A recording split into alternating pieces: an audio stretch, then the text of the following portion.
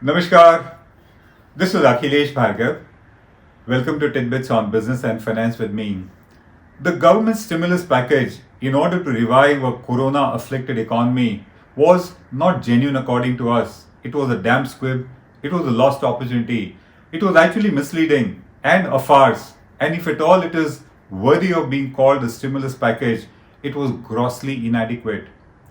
We call it grossly inadequate because in this kind of a stimulus package, the government needs to spend loads of money in order to kickstart a stalled economy, and that is what it has not done.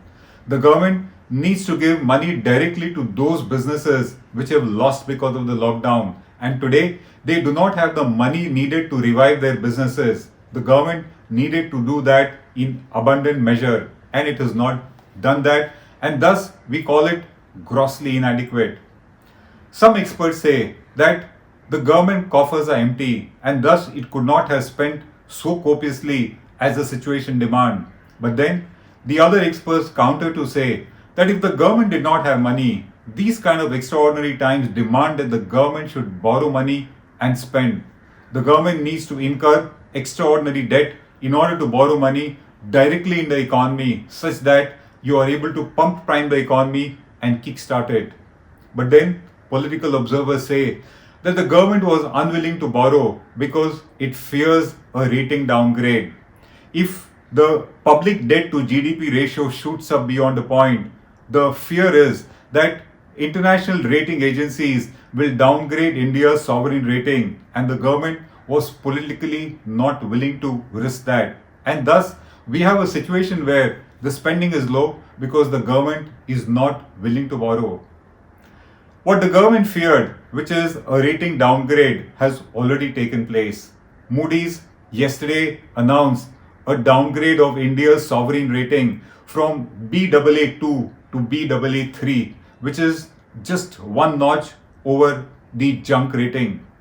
And this rating downgrade by Moody's comes with what is called a negative outlook. It has a negative outlook on India's economy. What are the key issues? What are the reasons why Moody's has at this moment downgraded India's credit rating? Let's have a look. They are pretty interesting. Moody's says that it has not downgraded India's credit rating because of the pandemic effect. It says that it had already downgraded India's outlook to negative last year, and that's because India's growth has been relatively very slow, much below our potential for the last many years.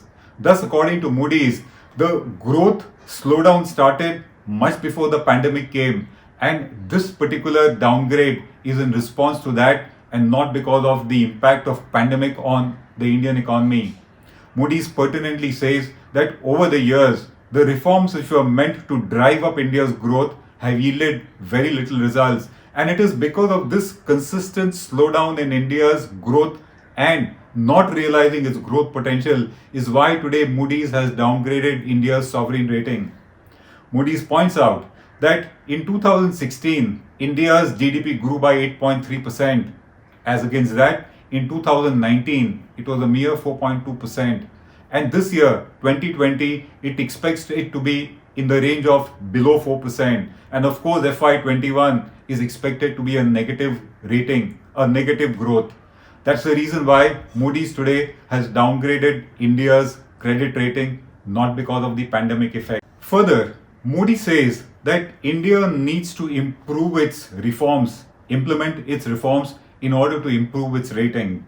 It says that we've had weak reforms, very little improvement, and a very ineffective policy. It further points out that it is this poor governance in India which has been material in this downgrading of India's credit rating.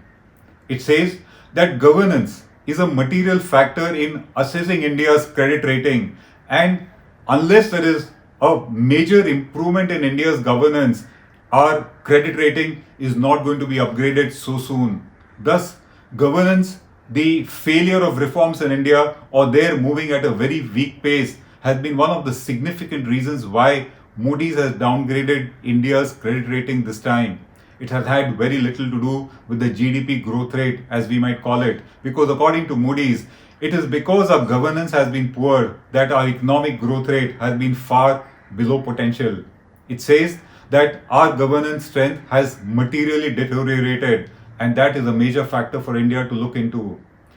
It further says that the reasons for the present downgrade have also been because of a sustained period of relative low growth in India, as Moody calls it. It says that there has been a significant further deterioration in the government's finances and that the financial sector stress continues. It has not been resolved, best symbolized by the unresolved NPA crisis in India. And these have been the direct reasons why Moody's decided to downgrade India's sovereign rating at this point of time. It further says that its negative outlook is because the deeper stress in the economic and financial systems of India will only lead to a further deterioration, perhaps far more than what Moody's itself estimates, and because it expects that the deterioration will be much more than what it predicts, its outlook remains negative.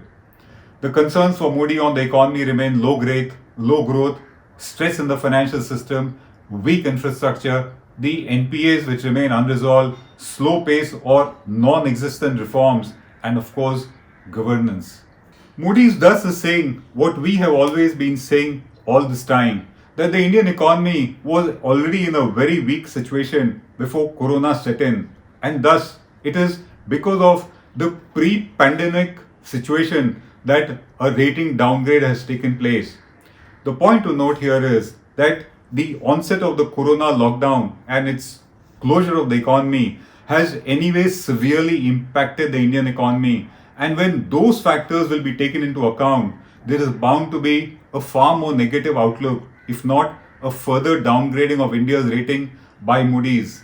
Thus, according to us, unless the revival doesn't take place very sharply and the Indian economy doesn't improve in a significant manner, it will take a long time before India sees any further upgrade of its credit rating by agencies like Moody's.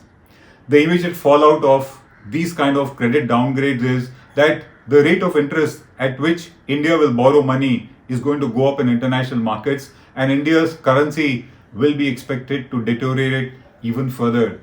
The factors of Corona, once they are taken into account, the situation is going to look even more grim. The large picture here is that it all has to do with reforms. It all has to do with governance of India. It all has to do with policy being ineffective. And that has had a direct impact on India's economy, on India's growth. And governance has proved to be the weakest link in the chain, because of which today we see an international rating agency downgrading India's sovereign rating. Our way of looking at it is like this. Debt per se is not bad. It depends on how do you use the debt.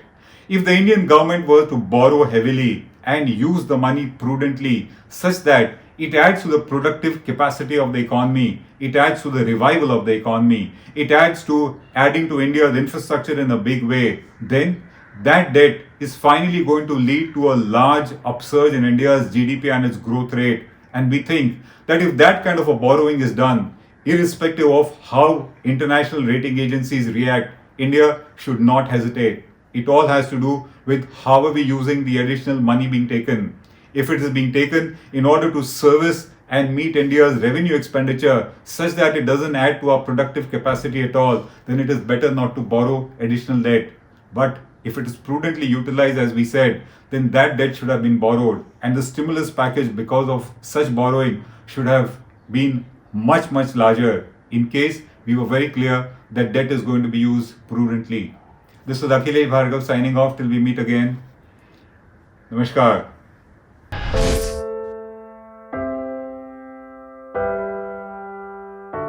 हमारे घरों में भी बच्चे होते हैं जो हमसे प्यार दुलार की आस करते हैं।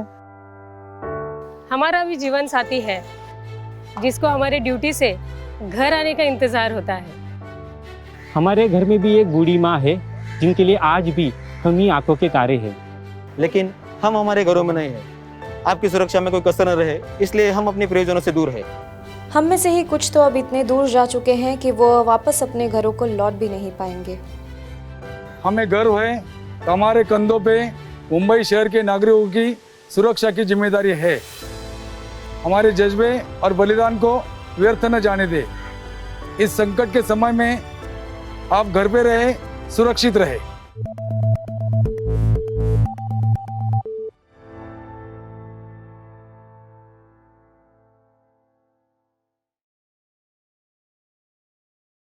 Now be the first to know about the latest updates on our new news app.